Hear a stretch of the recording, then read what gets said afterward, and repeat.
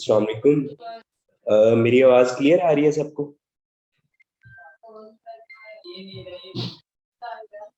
हाँ जी।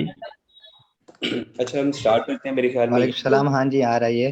जिन्होंने इस टाइम जो है ना ज्वाइन करना था, आप काइंडली अपने माइक जो है ना वो ऑफ रखें। किसी का क्वेश्चन हुआ तो हम बाद में जो है ना सेशन के एंड पे वो क्वेश्चन आंसर कर लेंगे। अच्छा ये एक छोटा सा ना इंट्रोडक्शन सेशन है, तो जिसमें हम जो है ना जनरल जनरल चीज़ें जो है ना इस कोर्स से रिलेटेड देखेंगे और कुछ बेसिक डेफिनेशंस देखेंगे। तो जैसे कि मैंने आप सबसे डिस्कस किया था कि इसमें हम जो है ना नेटिव एंड्रॉयड ऐप डेवलपमेंट जो है ना उसके बारे में बात करेंगे और उस पर काम करेंगे। तो एंड्रॉयड डेवलपमेंट सिंपल वर्ड्स में अगर हम इनको कंसाइज करें तो ये होता है कि ऐसी एप्लीकेशंस बनाना जो एंड्रॉयड ऑपरेटिंग सिस्टम पे चले। मोबाइल्स के भी बहुत ज़्यादा डिफरेंट ऑपरेटिंग सिस्टम होते हैं, आप सबको पता होगा। एंड्रॉयड होता है, ठीक है, iOS होता है जो आईफोन्स पे चलता है, ठीक है। उसके अलावा कुछ विंडोज़ फ़ोन है, सैमसंग फ़ोन है और ब्लैकबेरी का अपना ऑपरेटिंग सिस्टम है। तो डिफरेंट फ़ोन्स के डिफरेंट कंपनीज ने जो है ना वो अपने अपने जो है ना ऑपरेटिंग सिस्टम चूज़ किए होते हैं। तो इसमें हम जो है ना जिस पे काम कर रहे हैं, ठीक है, या जिसके बारे में देखेंगे वो है एंड्रॉयड डेवलपमेंट। अच्छा, एंड्रॉयड डेवलपमेंट क्यों करनी चाहिए, इससे पहले हमें जो है ना कुछ चीज़ें देखनी चाहिए कि हमें मोबाइल एप्लीकेशन डेवलपमेंट जो है वो क्यों करनी चाहिए, ठीक है। क्यों ज़रूरत पेश आती है मोबाइल एप्लीकेशन की जबकि हमारे पास वेब एप्लीकेशंस हैं। तो यहाँ पे हम कुछ जो है ना मेन मेन फीचर्स देखेंगे जो कि हमें मोबाइल एप्लीकेशन जो है वो प्रोवाइड करती हैं जबकि वेबसाइट्स जो है वो प्रोवाइड नहीं करती। सबसे जो पहला फीचर है वो है इंटरेक्टिविटी। इंटरेक्टिविटी ये होती है कि जो मोबाइल एप्लीकेशंस हैं वो अपने यूजर्स को अपने साथ जो है ना वो ज्यादा इंगेज करते हैं। ये जिनका भी माइक आने काइंडली ऑफ कर लें। अच्छा, मोबाइल एप्लीकेशंस जो है ये यूजर को अपने साथ जो है वो ज्यादा इंगेज रखती हैं अगर हम इनको कंपेयर करें वेब एप्लीकेशंस के साथ। इसकी बहुत ज्यादा डिफरेंट रीजन है। लेट्स सपोज आपने एक वेबसाइट देखी है तो आपको उसका एड्रेस याद रखना पड़ता है, ठीक है। आपको जो है ना जब भी उसकी जरूरत पेश आए आपको दोबारा से उसको याद रख के उधर जाना पड़ता है। जबकि मोबाइल एप्लीकेशंस में क्या होता है, ये आपके फोन के अंदर या यूजर के फोन के अंदर इंस्टॉल होती है, तो वो अपनी स्क्रीन पे जो है ना इसको देख सकता है और इसके देखने के साथ जो है ना उसके ज़हन में एक जो है ना कह लें कि कॉल टू एक्शन जो है ना वो क्लिक होता है। तो उस पे क्लिक करके, ठीक है, डिफरेंट चीज़ें जो है वो उनको देख सकता है और आपके साथ इंटरेक्ट में रहता है। जबकि वेबसाइट्स के साथ ऐसा नहीं होता। वेबसाइट की बहुत ज़्यादा ट्रैफिक इस तरह की होती है कि लोग एक दफ़ा आपके पास आते हैं और उसके बाद वो दोबारा नहीं आते। आते कहाँ से? वो गूगल सर्च इंजन से सर्च करके या किसी भी जो है ना थर्ड पार्टी से ट्रांसफ़र होके आपके पास आते हैं, लेकिन उसके बाद जो है वो उसको याद नहीं रखते लिंक को और वो भूल जाते हैं। जबकि इसके रिस्पेक्टिवली जो मोबाइल एप्लीकेशंस हैं वो हमें अपने साथ इंटरेक्ट रखती हैं। उसके बाद रेगुलर यूजेज और पर्सनलाइजेशन, वही चीज़ जो मैंने थोड़ी सी ऊपर एक्सप्लेन की है कि ये एप्लीकेशन जो है ये रेगुलर यूजेज में आ जाती हैं, ठीक है, कि जब वो बार बार सामने रहेंगी तो लोग जो है ना आपके साथ कनेक्टेड रहेंगे। उसके बाद complex calculation and reporting with visualisation, ठीक है। मोबाइल एप्लीकेशंस के थ्रू हम जो है ना कम्प्लेक्स कैलकुलेशंस या हमारे जो डिफरेंट ऐप्स होती हैं जिसमें हमने डाटा जो है ना लंबे टाइम के लिए स्टोर रखना हो फ़ोन के अंदर और उनको जो है ना आपने ऑफलाइन भी यूज़ करना हो, तो ये भी फंक्शनैलिटी जो है मोबाइल एप्लीकेशंस जो है वो प्रोवाइड करती हैं। उसके बाद नेटिव फंक्शनैलिटी ये होती है, बहुत ज़्यादा हमारे फ़ोन्स की हार्डवेयर की ऐसी चीज़ें होती हैं जिनको हम वेब के थ्रू प्रॉपर तरह से यूज़ नहीं कर सकते या हम उनको यूज़ नहीं कर सकते होते वेब के थ्रू, ठीक है। तो उन सबको जो है ना हम मोबाइल एप्लीकेशंस के थ्रू जो है ना हम यूज़ कर सकते हैं, ठीक है। उसके बाद पुश नोटिफिकेशन बहुत बड़ा फीचर है मोबाइल एप्लीकेशंस का कि वेबसाइट के थ्रू हम जो है ना यूज़र को अपने साथ एंगेज नहीं रख सकते। लेट्स सपोज मेरी कोई जो है ना ई-कॉमर्स की या चीज़ें सेल करने की वेबसाइट है, तो वो हम उसी टाइम यूज़र को कुछ दिखा सकते हैं जब वो हमारी वेबसाइट पे आए। जबकि मोबाइल एप्लीकेशंस में क्या होता है, अगर वो फिलहाल हमारी एप्लीकेशन नहीं भी ओपन कर रहा है, तो हम उसको जो है वो डिफरेंट नोटिफिकेशन भेज के अपनी ऑफर्स के, सेल्स के, उनको जो है ना अपने साथ कनेक्टेड रख सकते हैं। उसके बाद जो मेन फीचर है मोबाइल एप्लीकेशंस का वो ये है कि ये इसके लिए आपको इंटरनेट की ज़रूरत नहीं होती है, ठीक है। किसी हद तक ज़रूरत होती है लेकिन ये ऑफलाइन भी यूज़ हो सकती हैं। अब मैं आपको एग्जांपल देता हूँ, जैसे गूगल मैप्स है, ठीक है। अगर आप गूगल मैप्स वेब व्यू या वेब ऐप यूज़ करो तो आपको अपनी लोकेशन या कुछ भी करने के लिए, डाटा रेंडर करने के लिए आपको जो है ना कंटिन्यूअसली जो है ना इंटरनेट की ज़रूरत होती है। लेकिन अगर हम बात करें जो हमारा मोबाइल एप्लीकेशन होती है उसमें हम सिंपली एक दफ़ा अपने मैप्स जो है ना एरिया के, सिटी के डाउनलोड कर लेते हैं और उसके बाद अगर हमारे पास इंटरनेट ना भी हो तो हम वो सारी फंक्शनैलिटी यूज़ कर सकते हैं। उसके अलावा और भी बहुत ज़्यादा हमारे पास एग्जांपल्स है जिसमें हम जो है ना इंटरनेट के बगैर भी अपनी एप्लीकेशन जिनका लोकल डाटा स्टोर होता है उन सबको हम यूज़ कर सकते होते हैं। उसके बाद मेन रीज़न, ठीक है, मोबाइल एप्लीकेशंस जो है वो बहुत ज़्यादा फास्ट होती हैं वेब एप्लीकेशन से। इसकी भी पीछे भी बहुत ज़्यादा रीज़न है, ठीक है, हमारा डाटा लोकली स्टोर होता है और उसके अलावा जो है ना वो नेटिव होती हैं ऑपरेटिंग सिस्टम के हिसाब से। उसके बाद सेफ एंड सिक्योर होती हैं, ठीक है, मोबाइल एप्लीकेशंस पे, ठीक है, हमें अपना जो है ना सिक्योर करना सिस्टम को बहुत ईज़ी होता है रिस्पेक्टिवली जो है ना मोबाइल एप्लीकेशंस के।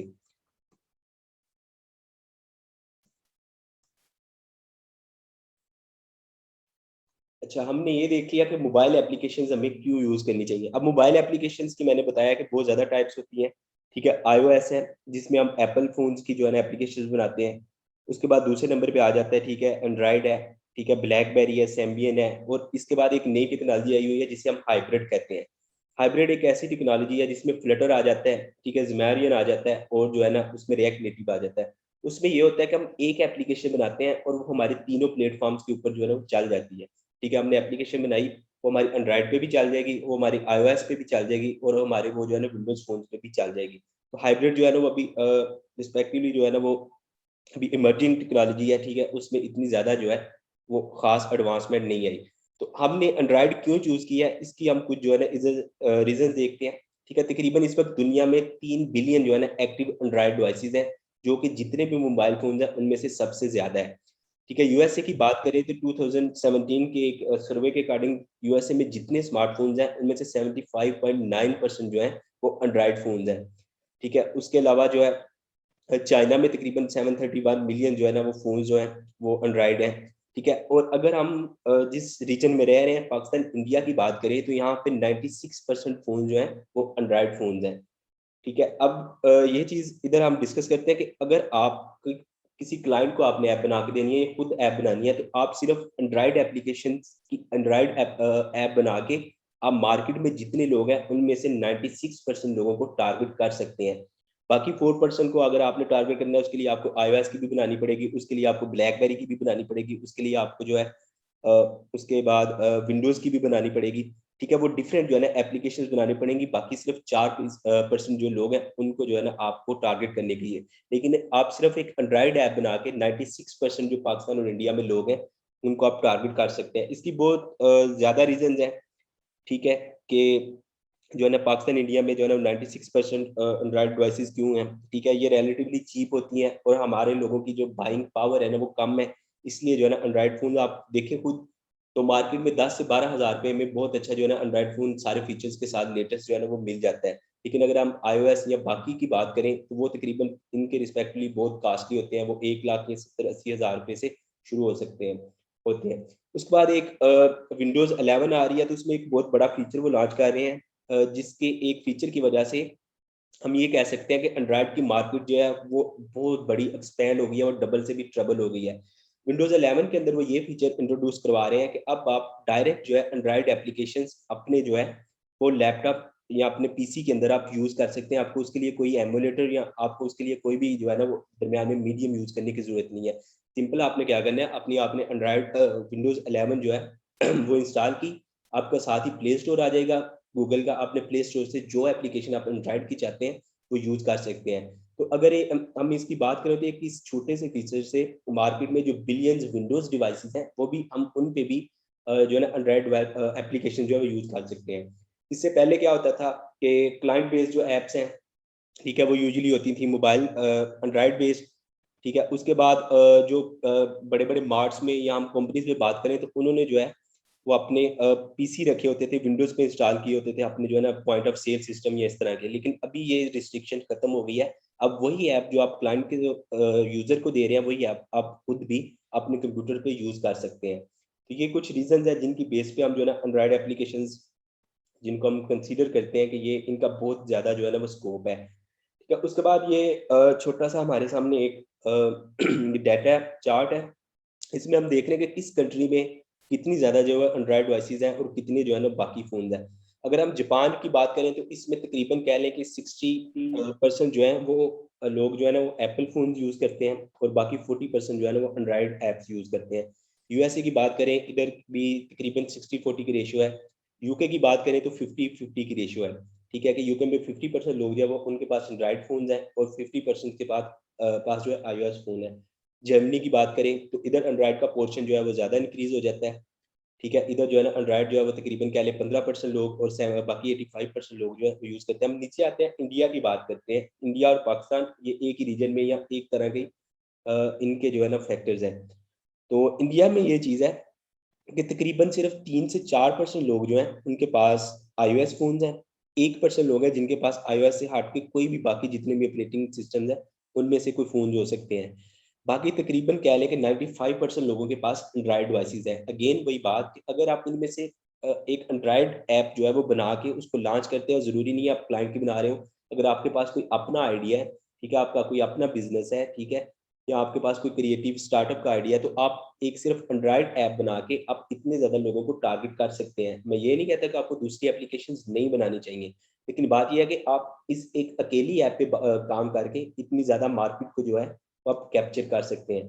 ये हम मैप में देखते हैं कि कौन-कौन से कंट्रीज़ जो हैं वो उनमें जो है ना एंड्रॉइड की हुकूमत है और कौन से कंट्रीज़ जो हैं उनमें iOS की है। तो हम ये देखते हैं कि ये हमारा एशियन रीजन जो है पाकिस्तान, इंडिया, उसके बाद ये रशियन और ये जो अरब कंट्रीज़ हैं यूजुअली इन सब में, ठीक है, एंड्रॉइड फ़ोन जो है वो डोमिनेंट है। जबकि ऑस्ट्रेलिया और अमेरिका की कुछ जो है ना स्टेट्स में वो iOS एप्लीकेशन जो है वो डोमिनेंट है। उसके बाद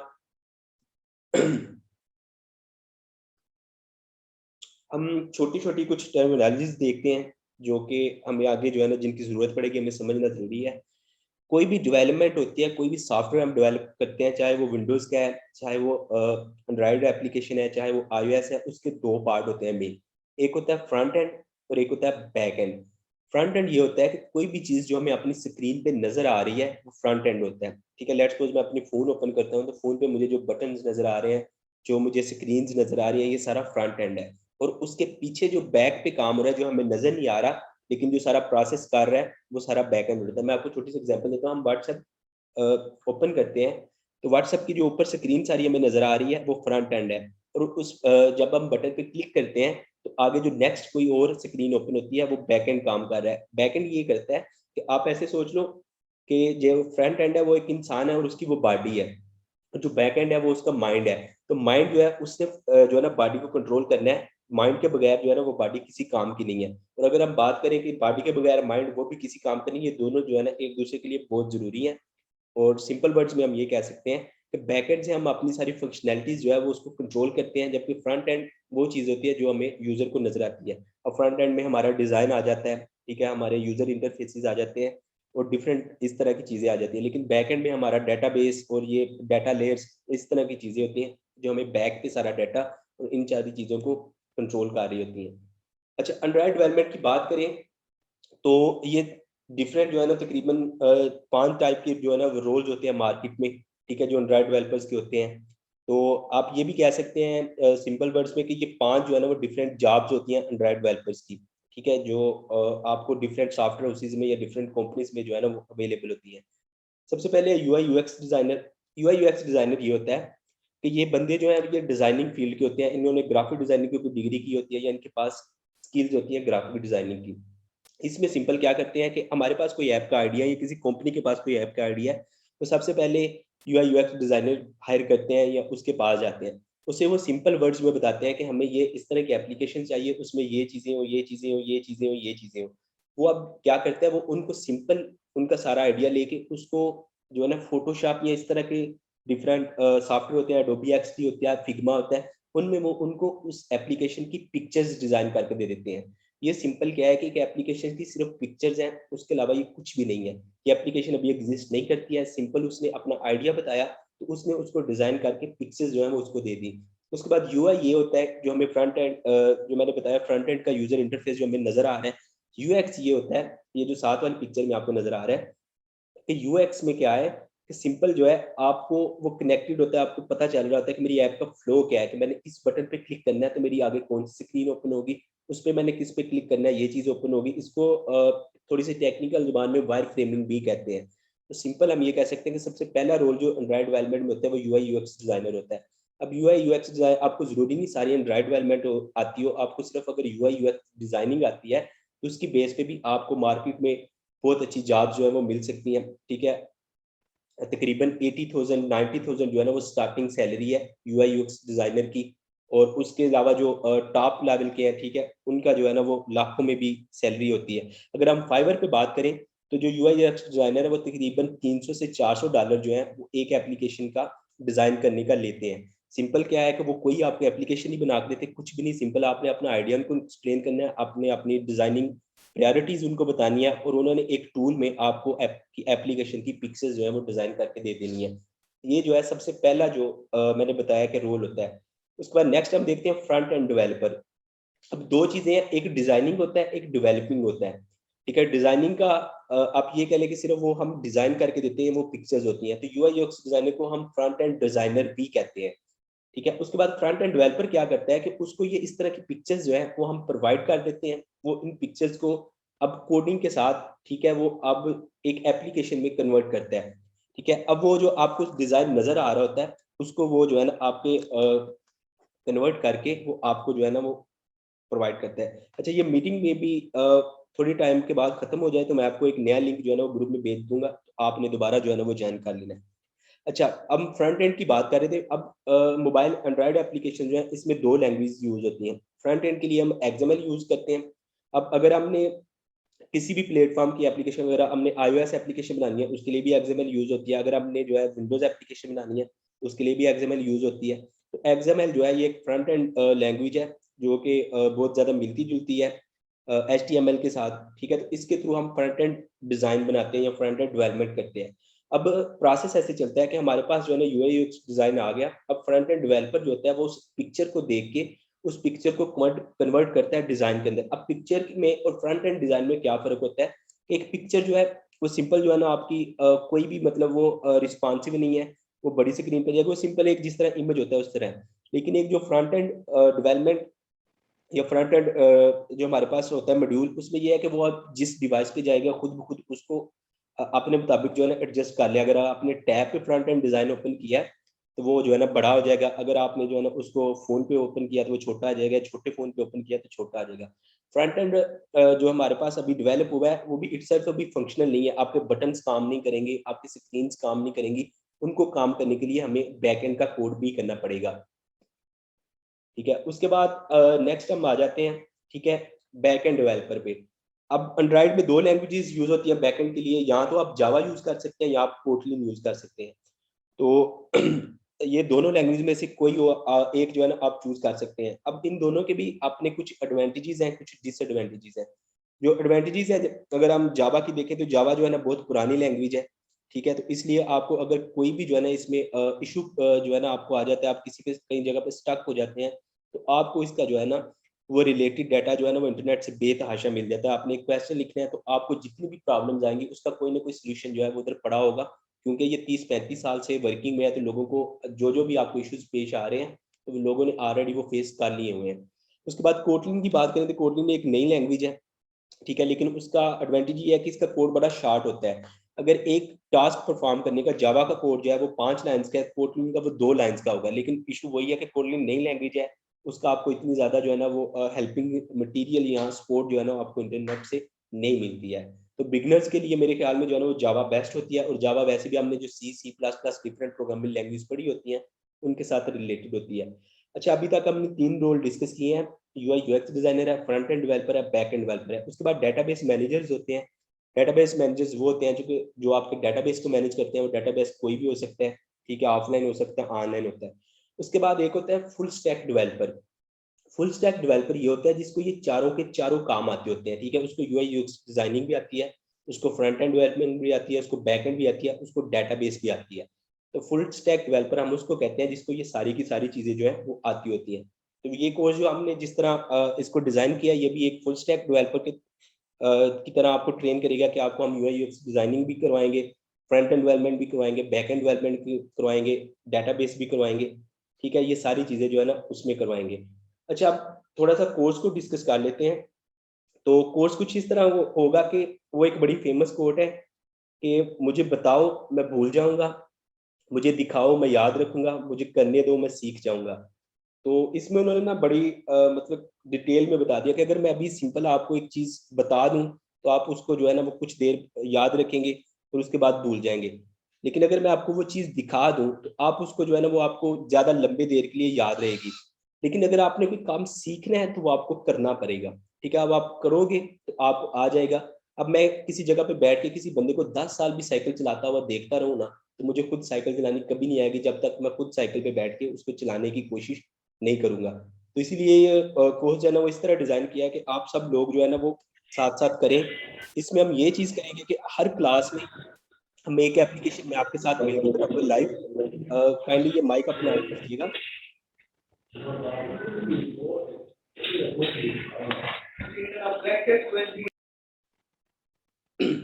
अच्छा, मैं ये कह रहा था इस कोर्स में हम ये करेंगे कि लेट्स सपोज हमने फर्स्ट क्लास में सिर्फ एक चीज पढ़ी है, तो हम उस एक चीज को यूज करके अपनी पहली एप्लीकेशन में क्लास में बनाऊंगा। उसके बाद मैं आपको टास्क दूंगा कि आपने इससे मिलती जुलती नेक्स्ट एप्लीकेशन खुद बनानी है। उसके बाद नेक्स्ट क्लास में हम क्या करेंगे कि दो है जो है ना वो चीजें सीखेंगे। एक एक हमने नहीं सीखी है, एक पीछे वाली ऐड हो गई है। नेक्स्ट क्लास में हम जो एप्लीकेशन बनाएंगे उसमें हम वो दो चीजें यूज करेंगे। और आपको फिर वही दो चीजें यूज करने के बाद मैं आपको कहूंगा कि आपने भी इस तरह की एक एप्लीकेशन बना के मुझे एज असाइनमेंट आपने सेंड करनी है। इसी तरह चलते चलते जब हमारी क्लास 12 क्लासेस हो जाएंगी तो हम तकरीबन सारी चीज़ें जो है वो कवर कर ली होंगी। और लास्ट पे हम जो है ना एक बड़ा प्रोजेक्ट क्रिएट करेंगे जिसमें हमने जितनी भी एंड्रॉइड के अंदर सारी चीज़ें हैं वो यूज़ करेंगे। तो इसमें मैं जो है ना आपको अपना टाइम दे रहा हूँ, तो उसके बदले में सिर्फ आपसे एक चीज़ डिमांड कर रहा हूँ कि आपने असाइनमेंट जो है वो कंप्लीट करके मुझे भेजनी है। ठीक है, उसमें जो है ना कोई भी चीज़ मुश्किल नहीं होगी। जो चीज़ मैं आपको बताऊंगा क्लास में, जो सिखाऊंगा, सिर्फ उन्हीं को यूज़ करके मैं आपको जो है ना वो नेक्स्ट टास्क दूंगा कि आपने ये चीज़ जो है ना वो करनी है। तो एक एक एप्लीकेशन से जो है ना हम स्टार्ट करेंगे। ठीक है, आगे थोड़ा सा मैं आपको अपने बारे में बताता चलूँ। ठीक है, मैंने सॉफ्टवेयर इंजीनियरिंग की डिग्री की हुई है। उसके बाद फुल स्टैक में मोबाइल एप्लीकेशन डेवलपर हूँ। ठीक है, मोबाइल एप्लीकेशन के अलावा विंडोज़ और बाकी सारी चीज़ों पे भी तकरीबन 5 से 6 साल मैंने काम किया हुआ है। उसके अलावा मल्टीनेशनल एक ई कॉमर्स कंपनी है, उसमें as a country head Pakistan में 2 साल मैंने इस्लामाबाद में काम किया हुआ है। ये कुछ इंडस्ट्रीज है जिनके साथ मैंने मोबाइल एप्लीकेशन काम किया हुआ है। ठीक है, पब्लिशिंग की मैंने जो है ना एप्लीकेशन डेवलप की हुई है। मीडिया हार्डवेयर बेस्ड है, फिटनेस जिम्स के लिए है, रिलीजियस है। उसके अलावा भी बहुत जाते हैं। उसके अलावा ये कुछ प्लेटफॉर्म्स हैं। ठीक है, नेटिव ऐप्स हैं, हाइब्रिड ऐप्स हैं, mobile games, hardware based e commerce, ये सारी टेक्नोलॉजीज पे मैंने काम किया हुआ है। ठीक है, ये कुछ मेरी स्किल्स हैं। Rise, Windows, Flutter, dot net, MVC. ठीक है, डेटाबेसेस इन पे फायर बेसिन वगैरह पे काम किया हुआ है। लैंग्वेज है ये, इन लैंग्वेज के साथ बहुत ज़्यादा फेमिलियर हूँ। इन पे मैं मतलब मैंने अच्छा खासा जो है ना वो काम किया हुआ है। तो अभी आप लोगों का अगर कोई क्वेश्चन है तो आप लोग पूछ सकते हैं एक एक करके।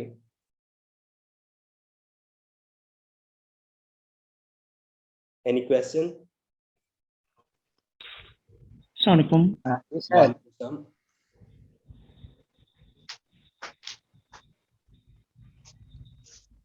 जी जी।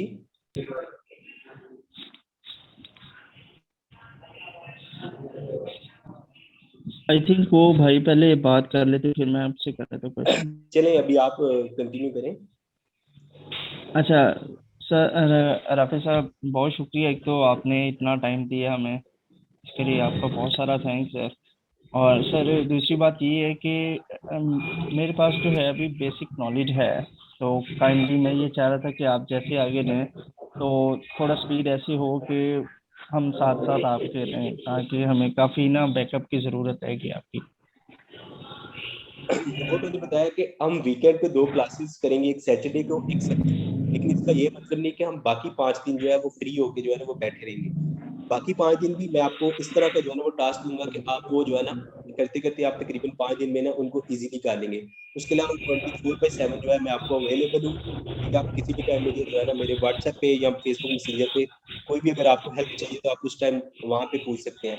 दूसरे नंबर पे स्पीड की बात करें तो एक्चुअली हमारे साथ बहुत ज़्यादा 50% तकरीबन लोग ऐसे हैं जिनका जो है ना कोई भी प्रीवियस जो है ना कोडिंग एक्सपीरियंस नहीं है। तो हमें शुरू में जो है ना वो थोड़ा सा स्लो स्लो लेके चलना पड़ेगा। लेकिन 2-3 क्लासेस के बाद हमारी पेस बन जाएगी तो हम ज़्यादा स्पीड के साथ अपने बड़े बड़े एप्लीकेशन वो भी हम बिल्ड कर सकते हैं और इंशाल्लाह करेंगे। इंशाल्लाह sir.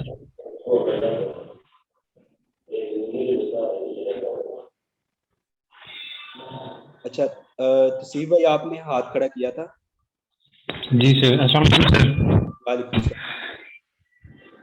First of all, sir, on behalf of the entire members, I'm very thankful to you for giving us your precious time. And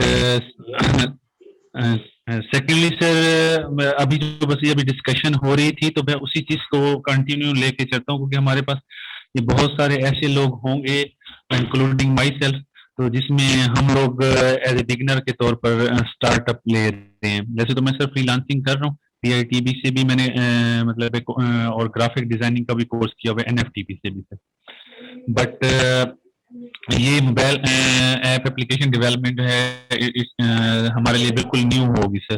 तो बस ये रिक्वेस्ट करना चाह रहे थे कि काइंडली हमें बेसिक से ही इस चीज को लेके चलना है। और सेकेंडली ये है कि तमाम जो अपने मतलब है कि फेलोज हैं, तो ये हम एक दूसरे को हेल्प आउट करें। जो भी असाइनमेंट आप मतलब है कि हमें देते हैं, वो अगर मतलब है कि एक पर्सन को अंडरस्टैंड नहीं हो पाती ड्यूरिंग द लेक्चर, तो वो रिकॉर्ड लेक्चर तो अवेलेबल होगा। बट मैं ये चाह रहा था कि हम लोग आपस में एक, अगर जैसे हमारा ग्रुप बन गया, तो एक दूसरे को हेल्प आउट कर सकें, ताकि मेन चीज ये है हम सबका कि हम लर्न करने हैं इस टाइम पीरियड के दौरान। और अगर हम इसमें मतलब है कि अपना टारगेट अचीव कर लेते हैं, तो for entire life we will मतलब है कि एक ना सिर्फ हम अर्न कर सकेंगे, बल्कि आप के मतलब है कि शुक्रगुजार रहेंगे कि हम आपकी वजह से इस काबिल हो जाएंगे कि हम कमाना शुरू कर देंगे। बस मैं यही कहना चाह रहा था सर। मैं एक तो छोटी सी बात आपके साथ शेयर करूंगा। हमारी जो लोग हैं ना, जो थोड़े बहुत पढ़े लिखे हैं, जिन्होंने कोडिंग पे काम किया हुआ है, वो, अब मुझे नहीं जी पता रीजंस क्या थे, लेकिन उन्होंने ना लोगों को बड़ा डराया हुआ है।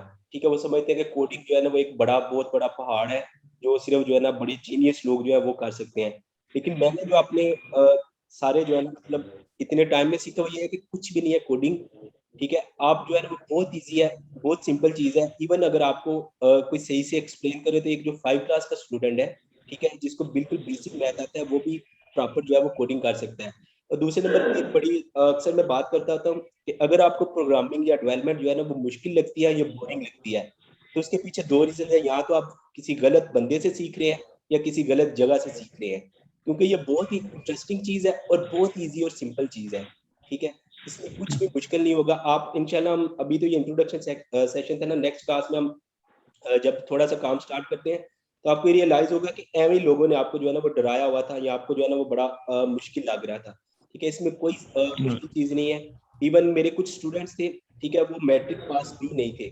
ठीक है, उनको मैंने जो है ना वो इसको सिखाया, तो अल्हम्दुलिल्लाह उनके आप जो है ना मतलब बड़ी बड़ी एप्लीकेशन पे वो खुद काम कर रहे हैं, और डेवलप करके अपनी प्ले स्टोर पे अपलोड कर रहे हैं। और उसके बाद अगर आप इसकी स्कोप की बात करें, तो इसमें जो है वो बहुत ज्यादा डिफरेंट जो है ना तरीकों से आप अर्निंग कर सकते हैं। सिंपल, आप फ्रीलांसिंग तो है ही।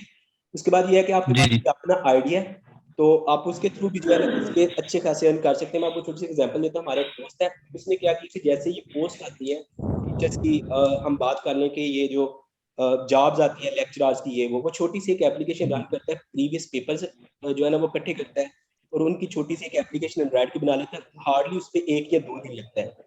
वो उस पे लगा, उसमें एड मोब जो है ना वो एम्बेड करके वो प्ले स्टोर पे अपलोड कर देता है, और उससे अच्छी खासी जो है वो अर्न करता है 1-2 दिन लगा के एप्लीकेशन पे। तो इस तरह आप छोटी छोटी एप्लीकेशन खुद की बना के, ठीक है, उनको भी आप अपलोड करके उससे अच्छा खासा रेवेन्यू जो है वो जनरेट कर सकते हैं। और हम बड़े बड़े राइट प्लेटफॉर्म्स की बात करें, फेसबुक, इंस्टाग्राम, ये सारे भी इसी तरह मोबाइल एप्लीकेशन से ही स्टार्ट हुए थे, और इसी तरह जो है ना ये बड़े बड़े आइडियाज में जो है ना वो इमर्ज हुए हैं। और बाकी राइट डरने की कोई सर। जरूरत नहीं है, बहुत सिंपल चीजें हैं, बहुत इजी हैं। ठीक है, आपने जस्ट अपना जो है ना वो आप लेंगे इंशाल्लाह क्लास, तो आपको रियलाइज हो जाएगा कि बहुत इजी चीजें थी। वैसे ही जो है ना आपको इन सारी चीजों से डराया गया था। Right sir, thank you sir, thank you so much. और किसी का क्वेश्चन? एंड्रॉइड स्टूडियो, जी, एंड्रॉइड स्टूडियो भी हम इंस्टॉल करेंगे। ठीक है, लेकिन वो नेक्स्ट क्लास में कंप्लीट आपको बताऊंगा कैसे इसको इंस्टॉल करना है। इसके लिए एक दो हमें रिक्वायरमेंट चाहिए। एक तो हमें इसके लिए मिनिमम जो है ना रिकमेंडेड जो रैम साइज है वो 8 GB चाहिए। तो अगर किसी के पास 4 GB रैम है, तो वो मार्केट से उसको जो है ना अपडेट करवा ले।